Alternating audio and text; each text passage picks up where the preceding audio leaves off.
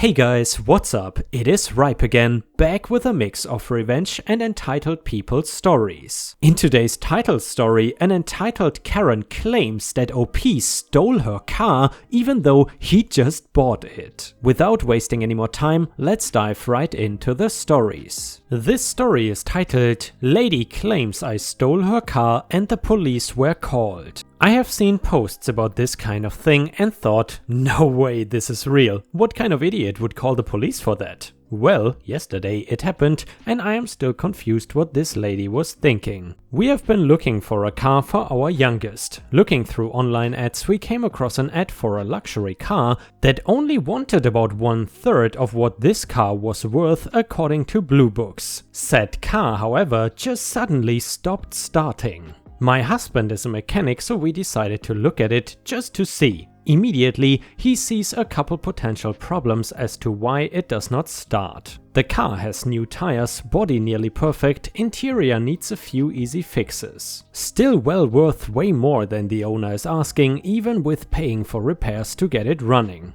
Of course, we bought it. The youngest is ecstatic about getting a luxury car for graduation, husband gets the car running, even easier fixed than he originally thought. And now it is time for crazy lady. It is time for plates and registration, off to the DMV we go. Come out with the temporary tags, and as husband is putting them on the car, this lady walks up. Crazy lady, Excuse me. me, distracted by the phone, Excuse me? I'm sorry, do you need something? Yes, that car. Me, my car? What about it?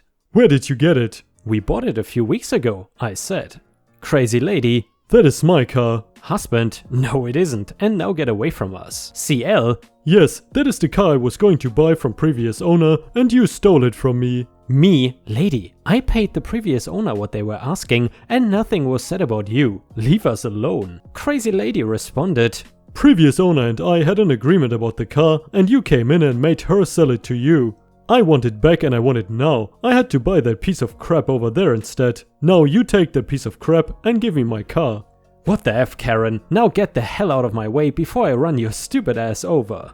Karen, aka Crazy Lady, I'm not going anywhere. I've already reported to the police that I have found my stolen car and they are on the way. husband, are you completely insane, lady? You cannot just report a car stolen because you missed the chance to buy it. What this insane Karen doesn't know is that we are actually waiting on the previous owner to show up to get her plate and registration because there was a mix-up with the title, DMV fault, and we had to wait to get that fixed before we could title, register and plate it, so we were still using the correct plates. Previous owner can then turn in her plate and get a refund for the months not used.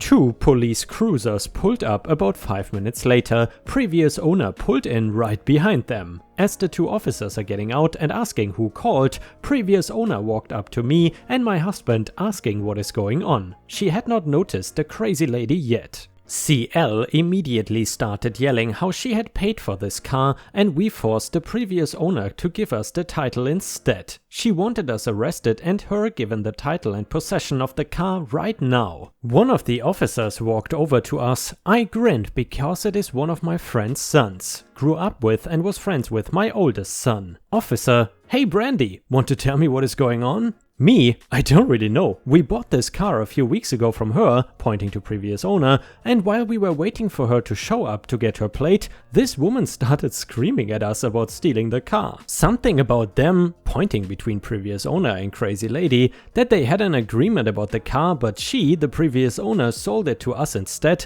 and now crazy Karen is demanding we take whatever car she ended up buying and we give her this one. Previous owner, oh my god, this is exactly why I did not sell her the car in the first place. She is my neighbor and she is insane. She asked me about it when I decided to sell it and I told her she could buy it, but she wanted me to get it running again and still sell it to her for the low price. I told her I didn't want to deal with it and that is why it was so low. If I got it running again, I might just keep it, but I would definitely raise the selling price to at least double. She has called me a few times asking if I had it running yet and I have told her no, but she kept telling me to call her when I did. Officer then, going with procedures, checked all of our IDs, checked the bill of sale, previous registration and ran the VIN. Everything checked out. Officer, I think we are done here. Addressing Crazy Lady, "Ma'am, it is a crime what you have attempted here. Actually, you made a false report, which is a crime, and I could arrest you. But I'm not going to. I'm sure you're just upset and made a bad judgment call, so we will let it slide." Crazy Lady, No, it was not a false report. That is my car. Officer, "Ma'am, stop. Just stop. I could also charge you with attempted car theft, but we are all just going to walk away now, okay?" Crazy Lady, No, I'm not just walking away. This is BS. pointing at previous owner, You owe me. amount twice what we paid for the car. And I will get my car back. Officer number 2, "Ma'am, step over by the cruiser. We need to have a talk." I gave the plate to the previous owner and officer number 1 told us to have a nice day. Husband and I went ahead and left while previous owner went into the DMV. Crazy Lady was still ranting at officer number 2 about allowing us to steal the car. Previous owner texted me later that Crazy Lady was in the back of the police car when she left, still yelling. I'm not worried about any future contact with CL. We don't live in the town where the DMV is or where they live. In a couple of months the car will be 2 hours away with my youngest at college. CL does not know our names and previous owner does not know where we live. The next one is titled, "Don't shoot near my horse. Your family will hate you when we tell them." I have been riding for close to 20 years and love every moment of it. I was taught by a close friend and still ride with her to this day. Backstory, I was over at her place and tagged up 2 of her horses. One was named Tiger and the other was named D. I was on Tiger at first, but she was misbehaving, so T switched me and I hopped onto D. We were going through the back hills and came across a-hole 1 to 3. That is where things begin. T and I came up over a hill and we could see a small group of guys that were shooting at targets. We stopped and waited for them to motion us past, which is polite with horses, but they didn't stop. Tiger is really laid back while D is a good girl. She is just young, so she gets nervous, but she is a sweet little thing. She is a pony technically, but still a good girl. T whistled to them and they looked over and we motioned that we wanted to go by. They flipped us off and ignored us after that. Now, T has gotten feistier with age, so she looked at me and I am visibly boiling, so we decided to wait and show them that we were not backing down. I was in the left of T and after a few minutes we were considering walking behind them since we have permission to walk through the landowner's property, now called LO. We were about to move when I looked up and one of the guys had shifted his stance and shot off a couple of rounds. I heard one ricochet off the metal around the targets and we heard it and then saw it hit the ground a couple of feet away. I stared for a second and was wheeling D around as the man laughed and T let loose with a few choice words and we took off. Little Pony can run like hell when needed. Tiger was fat at the time, but she was up D's tail as we fled. We stopped halfway up the next hill and I could tell T was livid. I was trying to calm D as Tiger panted and I was raging once we all calmed. T was on her phone and jumped off. She gave me Tiger's reins while she walked the half-quarter mile back to take photos of a-hole 1 to 3. She stomped back and we went a different direction to go around them and finish our ride. We got back to her house and she asked if I was okay with tagging out Tiger while she made a few calls. I told her I am fine and she walked off. I could hear shouting from her house all the way to the barn, but I did not say anything since it was better that I didn't call about it. She came out after a half hour or so. She called LO and he was furious. His nephew was watching the property and he asked if he could go shooting on his little do-it-yourself shooting range. LO told him to always yield to the horse riders in the area since he didn't want us hurt. T went to talk to him to show him the photos of a-hole 1 to 3 and he confirmed a-hole 1 was the one with the rifle. LO had cut his vacation short to come back and get it sorted out. I did not see what happened, but according to T, the nephew got his ass kicked by LO and his family shunned him for about 6 months due to the danger he put us and our horses in. If one of the horses had been hit, we would have ended up on the ground at the very least. He was banned from LO's property for the rest of his life. A-hole's family brought us apology gifts of wine and a few gift cards to the local tech shop. I went to get a new halter for my horse since he broke it again and the gift card had $200 on it. Sorry for the length, but T and I were chatting and we were talking about all the stupid things people do around horses and it came up. Thank you for reading. Enjoy your weekend. And yeah, Ripe Stars, I gotta say, I have not ridden a horse in probably 10 years or so. I think the last time I've ridden a horse was on a school trip. Do you frequently ride horses? Let us know in the comments, and especially let us know if you have ever come across any entitled stupid people who don't respect horses.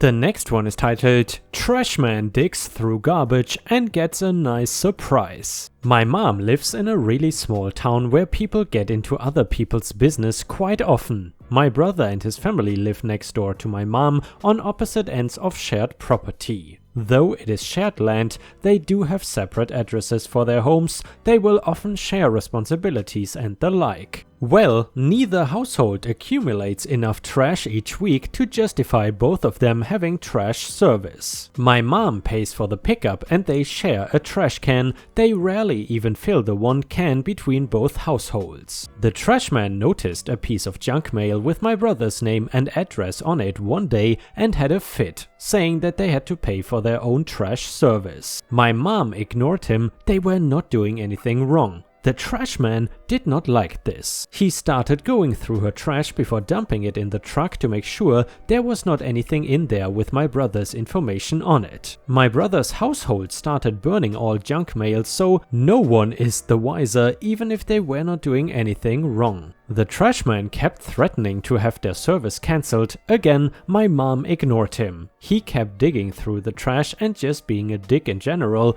I told her she should have reported him, but she didn't. Fast forward a couple of weeks, my mom has chickens. Something kept killing my mom's chickens. My brother set a trap to catch or kill whatever it was, and they waited. A few days later, the culprit of the chicken killing was caught. It was a skunk. At this point, the skunk was dead and smelled awful. Instead of disposing of the skunk properly though, my mom decided to be a dick. She had my brother put the skunk in the trash can under a bag of trash. It baked in the sun for a couple of days before the trashman came back again. Mom stood outside and watched as the smug trashman opened the can to dig through it and gagged from the stench of the dead, recently sprayed skunk. I don't think my mom had ever been so proud of herself. The trashman stopped digging through the trash and stopped making threats after that though. Edit, just to clear a few things up, in the rural area that they live in, trash pickup is optional. A lot of people will just haul their trash to the landfill on their own.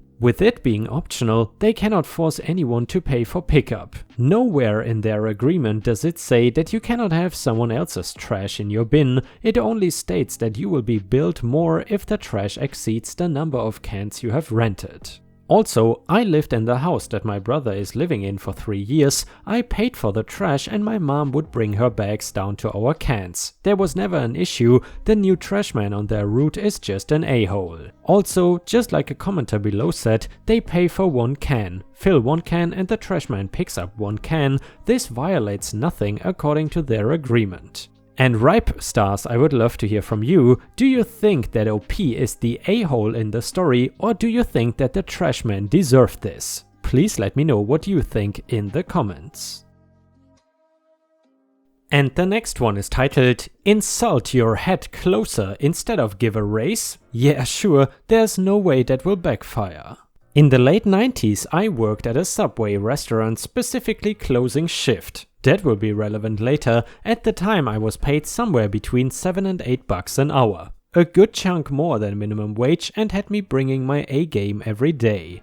I knew it was just fast food, but I took pride in my work. I showed up early, always covered when people called in, followed the recipes, even the really anal stuff like 2 slices of black olive per 6-inch sub, unless the customer specifically requests more, etc. By all accounts, I was a model employee. Plus, since I worked alone, I was the de facto shift supervisor. That's gotta be worth something. I figured I would ask the regional manager for a raise. Store manager did not have the authority. The worst he can do is say no, right? Wrong. Turns out the worst he can do is insult me and everyone else that works there. He was in one day and I made my pitch. He just went off on me, raising his voice shy of a full yell and saying something like, "If you were worth more, you wouldn't be working here. You are replaceable and now go away and don't ever speak to me again. I'm the regional manager and I'm actually important. You just make sandwiches and scrub toilets." Again, not the exact words, but he did make those points quite clearly. I remember being shocked into silence at such a cartoonish display of arrogance coming out of a balding, middle-aged man. The first time I'd ever encountered such a douchebag. I did not even specify an amount, I just asked for a raise. He could have given me a nickel or even made up something like, "I'm sorry, wages are set by corporate, I cannot do it." And while I would have been disappointed, I would have accepted it. But no, his response to the very concept of any raise was a pretentious, self-righteous indictment against the value of every Subway employee that was not management. Or probably him specifically. I had genuinely enjoyed working there right up until that watershed moment. Okay dude, if that's how you want it, fine. I will get mine one way or another. I take pride in my work, but 7 something an hour is not enough to endanger any further loyalty after you so flippantly insulted me and everyone working for you. Up until that point, I had been meticulous about everything I did at work. Like I mentioned earlier, closing shift was a one-man show, which meant I had no supervision. My effectiveness was judged based on the accuracy of my inventory numbers, counting my till, my clock out times, and whether everything was in order when the openers arrived in the morning. I knew a few tricks to offset inventory, which allowed me to take home food without it being noticed. Ring up a small soda as a cheese round since they were both 89 cents, etc. On a good night I would take home a dozen or more foot-long subs. On a bad night I would just make sandwiches with the loaf of bread I brought from home. I'd also bring in a bunch of empty bottles or jugs and fill them from the fountain after clocking out. I would dump entire Cambros full of meat, veggies and cheese into a bag to take home. Sometimes I would bake an oven full of cookies with the express purpose of taking them if I could do so without using up the rest of a box, because a box with 1 raw cookie was counted the same as an unopened box. The moment he made it clear what I was worth to him, I started looking for a different job. If he had given me a token 3% cost of living increase, it would have amounted to maybe 25 cents per hour. They had me working around 30 to 35 hours a week, just below full time, so it would have amounted to under $9 a week. Hell, he could have even offered a sincere apology and no raise, and I would have kept on with it. Instead, for the last few months I worked there, every single night I took home what probably amounted to a couple $100 worth of potential sales every single night. At the time, my friends and I, being late teens or early 20s, were still in the party phase of our lives. So every night I worked for those last months, I would roll up just as the party was getting wild with a bunch of sandwiches, cookies, gallons of soda, etc. Those few months doing the bare minimum and sponging off that dead-end job were way more satisfying than giving my all for 7 and change for an insufferable bag of septic slop. And ripe stars, with this we have unfortunately reached the end of today's video. However, if you cannot get enough of my stories, then I would highly suggest you to check out my endless binge watch playlist, which will show up at any moment in the left corner of the screen, which includes over 1000 ripe stories. In addition, if you would like to share one of your own stories, then please head on over to r/ripe stories on Reddit, where you can post your own story and there is a good chance that I might read it in a video. In addition, please also check out my Patreon at patreon.com/ripeyoutube for more than 50 exclusive Reddit videos that you won't find on YouTube. Thank you so much for watching, your daily support is very much appreciated and I hope to see you again tomorrow.